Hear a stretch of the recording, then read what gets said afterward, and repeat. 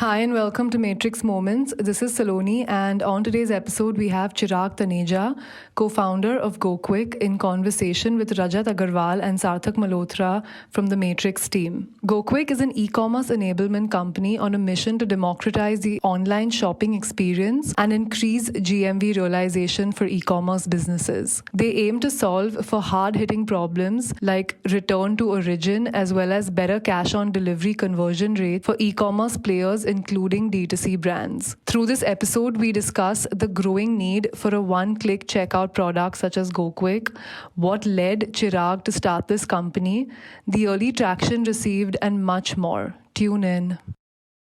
Hi everyone, this is Rajat here from Matrix Partners. Welcome to Matrix Moments. Very happy to be here with Chirag, founder of GoKwik, and my colleague Sarthak. At Matrix, I lead our consumer internet and fintech investments. And today's founder, Chirag, actually cuts right in the middle of both consumer internet and fintech. So very happy to be here. Also grateful that we could do this in person. We are all vaccinated, and but very thankful that we've got this window of opportunity to do this. So thank you, Chirag, for joining us today, and Sarthak. Let me kick off this session. So Chirag, you've actually started a company before. It was an AI startup. You've been a banker back in the day. You've done financial services, and you worked at a consumer brand. GoKwik, one of the hottest startups over the last year. We've been lucky to be in your cap table. It's in the middle of all of this, right? Everything's coming together.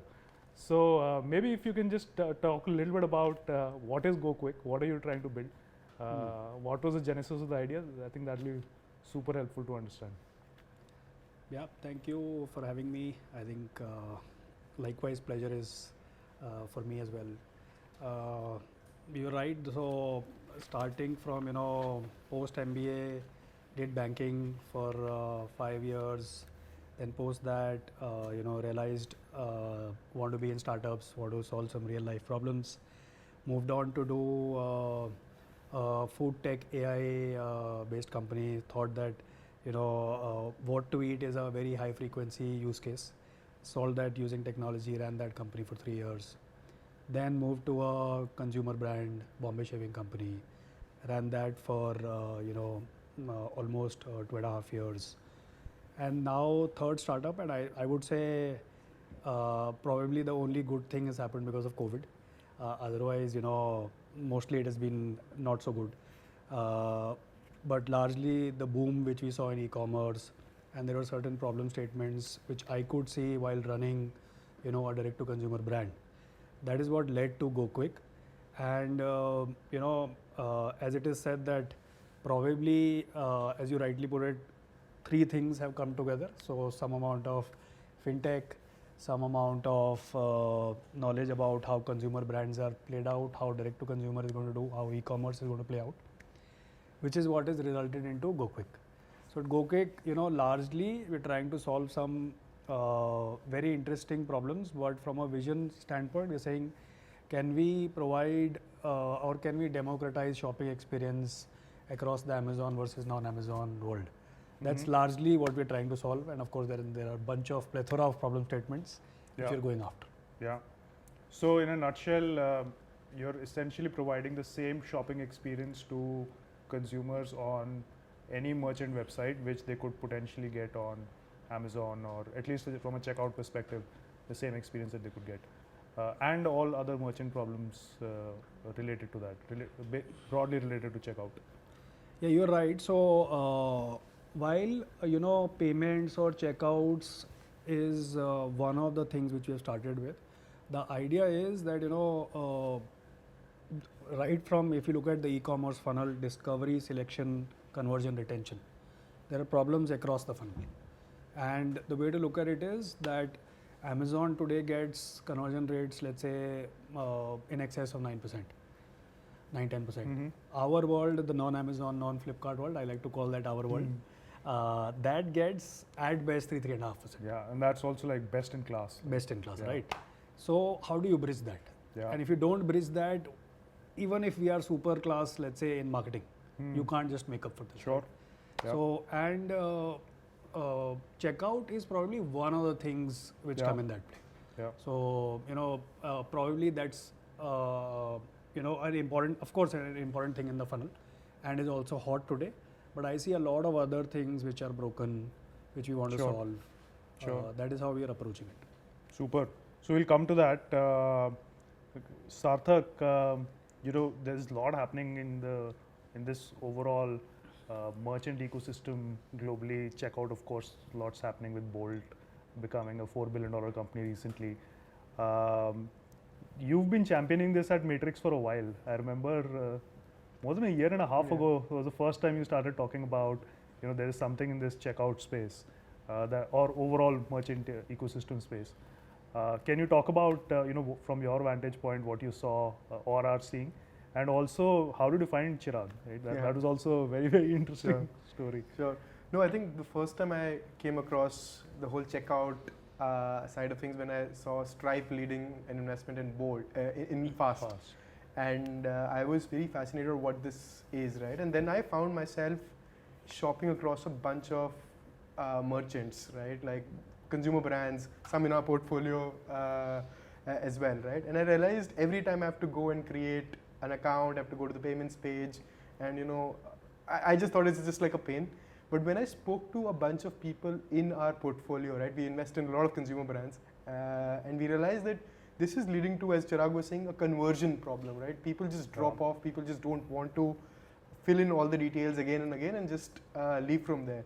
So it really kind of occurred to me that this is a solution with the explosion of D2C brands, right? And we've really been kind of been partners with so many consumer brands at Matrix.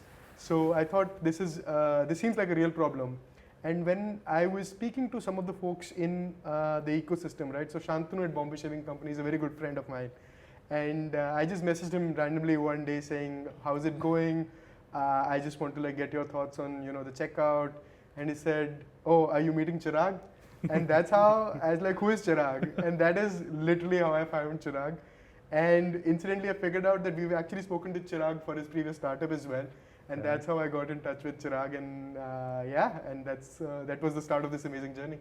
And you made us chase you quite a bit. I think this was September last year. So when we first heard August about you. August, September to last year. November, December, we were just really, Chirag was like, I'm building the product, please let's talk once the product is out. Probably I didn't have the foresight which Sarthak had. He's saying he had a thesis 18 months back. Yeah. I probably was still building the thesis. So I said that, okay, let's wait it out. Yeah. No, it was actually remarkable for us also to see a confluence of market, our own belief, great founder, all coming together, and that's why I think it was a no-brainer when we met you to just invest. So, but Sarthak, again on globally, if you look at this space, right, obviously a lot has happened. Amazon, if you look at the Amazon ecosystem, or if you look at even Europe, there's the BNPL players, buy now pay later players coming at this space. Amazon itself back in the day used to have a solution which with the Amazon checkout used to go to other PayPal websites. had a similar one. Similar one as well. So and maybe a question to both of you: what's happening now in India that something similar could happen now in India? Why is this the right time? No, I think I can start, and I think Chirag obviously knows a lot. I think for me it was just the explosion of people beyond Amazon and Flipkart, right? Like in our early days, we were all shopping on Amazon, Flipkart, probably Nykaa and a couple of other marketplaces, right? Yeah. But in the last few months or years, at least I have came back to India and I realized, you are buying from so many different merchants that is just not easy to create an account. At least that was like a personal customer problem that I saw. But Chirag, probably you can talk more about this one. You're right. I think at least the way I have seen it is India is a very, very heterogeneous country. And even if, let's say, Amazon, Flipkart want to serve all these kind of consumers, it's very difficult. Varying needs, different kind of customer profiles. Hence, India definitely will have a very, very large chunk of non-Amazon, non-Flipkart. And that is the bedrock of what we are building.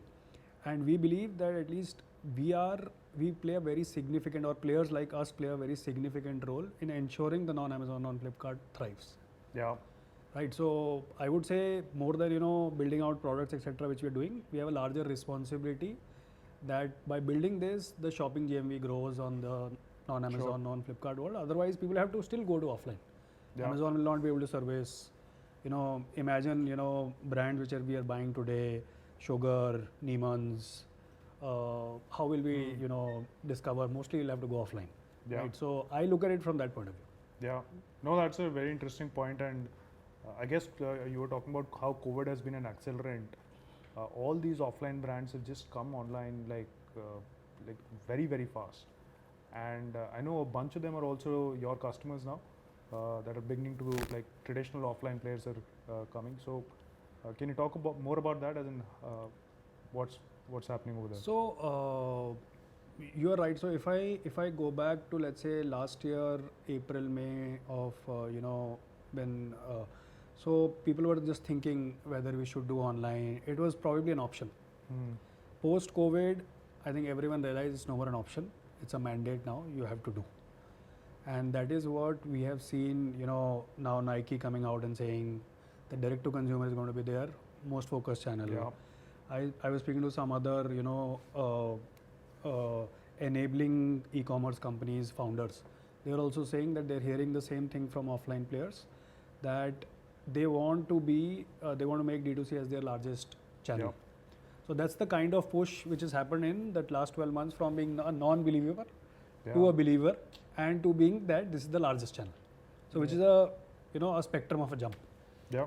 And Chirag, you launched in January this year, right? Like, we were chasing you, but I think you went live with the first brand in January, right? So how has merchants responded to GoKwik, and how what's been the feedback till now? I think the response has been unprecedented. I would say very good, and largely it has been that way because we're solving some real problems, and also supported by, because I have been on the other side, I've worn the same hat. So I realize that which problems are actually pinching pain points and which are not, which can be solved by merchants themselves, which cannot be solved by them. And hence we have gone out solving some very difficult problems, largely from which require deep tech, deep data science expertise, and gone out and solved them, and has seen very good traction. We've grown 50x in the last 6-7 months. So, and continue to grow on that pace. I think continue to solve some of these difficult problems as we move ahead. Yeah. And Rajat, you've been one of the first investors in Razorpay as well, and seen that journey very closely. How do you compare their journey with what GoKwik is going through? No, I think there are it's actually very similar. We were lucky to be seed investors in Razorpay back in 2015. I think 2-3 things are very similar. One is the product focus. Razorpay is just known to be a product company, and I think whatever we've seen at GoKwik so far has just been the focus on product, and almost like a no-brainer product for merchants to start with is just very similar. Second is timing, right? Like we've chatted about how this seems like a very good time to build a company like this in India, which was similar in the case of Razorpay as well, where e-commerce was just taking off. Now e-commerce has taken off, and but the problems, there are next level problems. Earlier payments was a big problem to solve for. Payments, success rates, all of that. Now different types of problems for conversion rates, which are potentially harder to solve for, but still very relevant. And because of this timing and a no-brainer product or go-to-market, both companies have taken off, right? So even back then, I remember it started with lots of smaller merchants who would just sign up. I think in your journey as well, it started with some smaller merchants, but very soon came the mid-tier or mid-market, and within a couple of years, the enterprise customers also came. So we are seeing some version of that. Probably it's a little bit more even accelerated now that I think some of the largest D2C brands are also coming to the platform now. So we have almost some very large ones signed up, going live. So Mamaearth is there, Man Matters is there, recently have signed up Boat, Noise. So we're Yeah. seeing traction. And while what you're commenting, I think great, admiration for what Razorpay has built out. Yeah. I think fantastic company. Just that, and a lot of people ask me that because we've just started out solving some of at least the payment pain point. But I think we are very, very focused in terms of building out a e-commerce conversion rate company. Yeah. And I believe that e-commerce is much, much greater than payments. Sure. A lot of the funnel problems are there. So, and if you look at it from fundamentally from a building a company point of view also, I think if I were building a payments company, it is built for very, very large scale. Hence the DNA becomes very different. Yeah. E-commerce conversion rate company is very, very data science heavy company. And in our company, if you ask someone that what is how many people will move from add to cart to this, and the specialization in A/B testings, Sure. those become core DNAs for us. And Chirag, so I know like people like Fast and Bolt also solve the fraud problem in some shape or form, the chargeback fraud in the US. That problem obviously doesn't exist in India because of 2FA. Yeah. Are there any India-specific nuances that you have built into the product, or any India-specific problems that you're touching with GoKwik? Yeah, of course. I think we are doing a very, very India-specific solution play. What we realized was that India is a heavy cash-on-delivery market, has an underlying risk statement, which is difficult to solve, mostly centered around the consumer. So we're solving that through building out a very proprietary, data science risk models to solve for that. Very specific problem to India, and you're right that the chargeback fraud problem doesn't exist in India. That's, I think, very, very specific to India. In fact, we're doing some amount of problem solving on the UPI part as well, in terms of solving it more from an e-commerce lens point of view rather than not from a payments point of view. Solving for merchants in terms of how does their conversion rate look from a UPI point of view? How can they increase prepaids through us? That's how we're looking at it. Got it. So on this India-specific problem of you alluded to this returns RTO problem, how do you even solve for that? Right? Isn't this like Flipkart's tried to do some of this? Can you actually solve for it? The skeptics will say this can never be solved. That is where startups are born, right? Typically, people would say these are not to be solved. Yeah. We look at US. Square said that they wanted to build out credit cards for people who can't afford. So I think that is where the opportunity lies. And the way at least we have looked at it is that the problem, I would say, cannot be brought down to 0%. And hence our business model is also made that way, that we don't want to get it down to 0. Sure. But at least there are certain, fraudulent elements of Sure. RTO percentages that we want to solve for. At least we want to make people aware that this results in so much amount of losses, leads to carbon footprints, some of those, Sure. environmental damages, etc., which people are not aware about today. Yeah. So we believe that from an industry perspective, this can definitely be brought down by at least 35-40%. And that's which is a huge. significant Yeah. number, right? You can imagine 25-30% of all COD transactions become RTO. Yeah, it's just massive. Massive. And if you add returns on top, which is also a large problem, it's like apparel companies like 30-40% is just returns plus and RTO maybe a little bit on top. And these have to be solved because Yeah. otherwise, unit economics for such companies will Won't never sense. make sense. Yeah. And to your point, there are a lot of these, once these traditional guys are also coming online, they just can't solve it themselves. And guess what? Probably the largest chunk of commerce is still with them. Yeah, and I think skeptics Yeah. will probably also say that, and I also used to think about it sometimes that, isn't this consumer brand a very tiny sliver of the market? But I think you've shown that it's just not those that are using GoKwik. Can you just talk about people beyond consumer brands who have just picked up GoKwik and how that response has been? Like any consumer marketplace, Yeah. how is this relevant even for them? Yeah, so we saw, one of the large marketplaces, LimeRoad, starting to use our solution. Some of the offline brands. In fact, now we're seeing some of the grocery brands also, new age grocery brands starting to use us. For different use cases, we've evolved to them. So that's happening, and I can tell you that we are in active discussions with 4 or 5 large marketplaces, and hopeful that they should get converted and we should go Sure. live in the next quarter Yeah. or so. And largely, to your point, that we realize that anyone who even has the wherewithal to go out and solve for it, let's say a vertical marketplace will only have data with respect to only their vertical, Correct. whereas solving for such a problem you require a network data, Hmm. right? So a Flipkart or a Amazon can solve for themselves because they have this network of data across categories. You would want someone to come in and then solve for this network. Sure. That's how we are approaching it as a problem. Sure. Got it.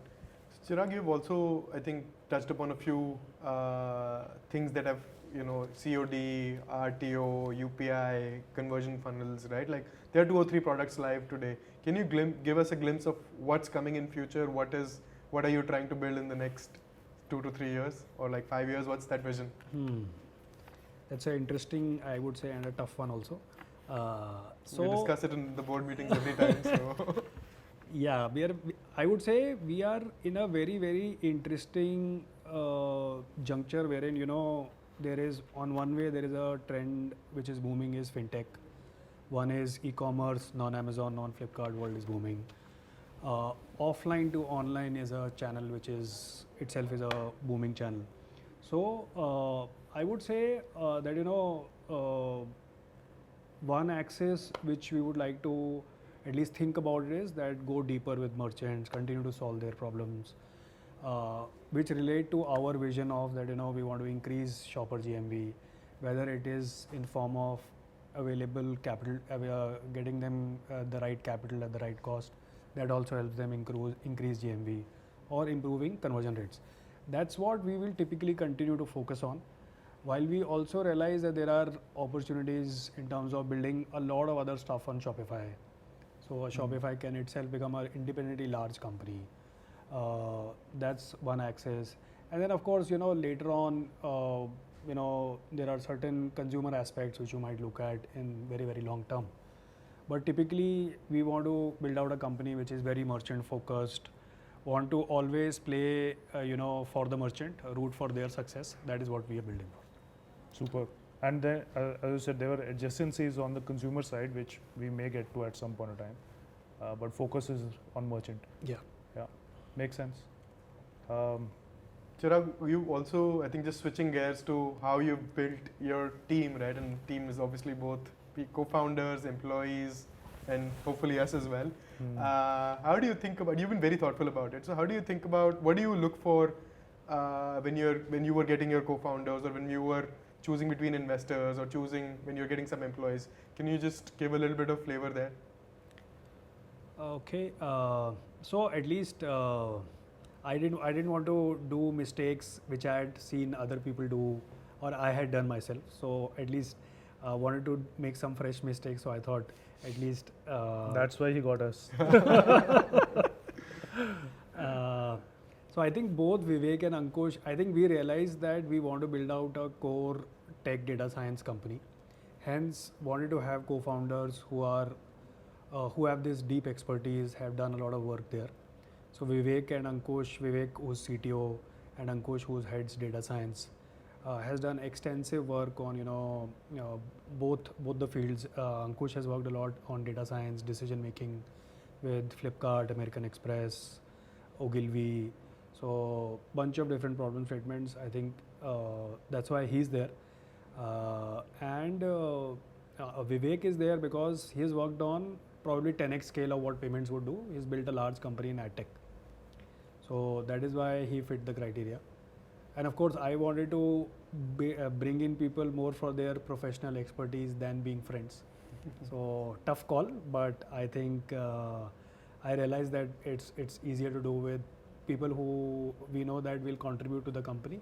If they happen to be friends, it's great. Sure. And now I think we are all friends. We know each other for a while now. So that's how we've been going about it. Yeah. At least in my head there is some structure. I don't know whether there is. Yeah. And even for your angel investors, I remember back in the day, you were very thoughtful about who to bring on as an angel investor. How did you make that choice?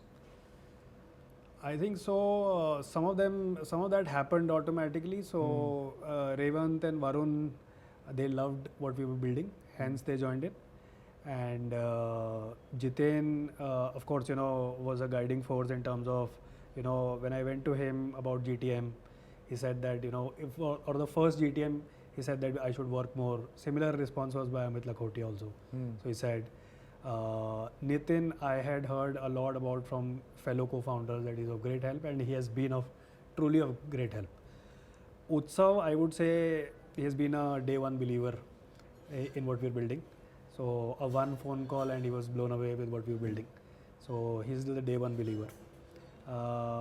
I think I would say probably, at least in this case, things have worked for us more than being thoughtful here. I think people have liked what we're building. They see that there is an opportunity, and I think of late Anurag has been of super help, a one card founder. I think he has been of super help to me. Yeah, and I think a lot of them run consumer brands, like Revant runs Mosaic, Varun runs Mama Earth. Yeah, and there are others as well, right? Other consumer brands, obviously Shantanu. Shantanu is there. So yeah, I think that's. Did they has Mama Earth gone live? Yeah, you said it, they have. Yeah. That's great. Maybe this part Varun should definitely hear. Yes. Absolutely. And Chirag, from a team building perspective also, you've taken this call that you will build a remote first company, at least to start with. How did that happen, and how has that played out so far? So I think in our case, it's a little unique that the company itself was born during COVID. So we've never seen an office. Most of the recruitments have happened on Zoom. In fact, our rounds have happened on Zoom. So you can imagine, probably that's the way we've seen this company, right? So it's I think our Delhi office is you've been de facto office. You've been to our Delhi office more. Yeah. So I would say it's probably a little easier for a company which was born during the pandemic than if people had history of coming to office. For us, it is. I would say people have never felt the need that they need an office to be more productive. Of course, there is a need to be at the office, have more chemistry, alignment of thoughts. That's there, and at least I have had a personal belief that there is going to be, this trend is secular now. People are going to work remotely or work from anywhere, and great people will work for companies which are remote because it gives you more freedom. Hence, my view is that in 5 years there will be delta in those companies also in terms of talent. So that's my thesis. I'm playing to that thesis. I think you should let Avnish know that as well. Yeah, I really wanted to work from the mountains, but here am I. Great. I think just to wrap it up, any other thoughts for our viewers, for people who want to start up in the consumer brand space or in the fintech side of things? Any parting thoughts for them? I would say Matrix has been a great partner. I would say it's been a 6-month journey, so it's still the start. But I think the way we have worked together as a team, I think that's commendable. So it's not a very, very formal relationship wherein you're an investor, we are a founder. I think that I would say we are blessed to have you, on the cap table and work along with us in building this company. Feeling is mutual, boss. Yeah. Thank you. Now with that, we come to an end of this episode. Thank you so much, Chirag. It's always a pleasure chatting with you, and we'll continue. Hopefully, we'll continue to live up to your expectations. Same here. Thanks for tuning in. For more Matrix Moments episodes, you can head to www.matrixpartners.in/blog. You can also follow us on Twitter, LinkedIn, and YouTube for more updates.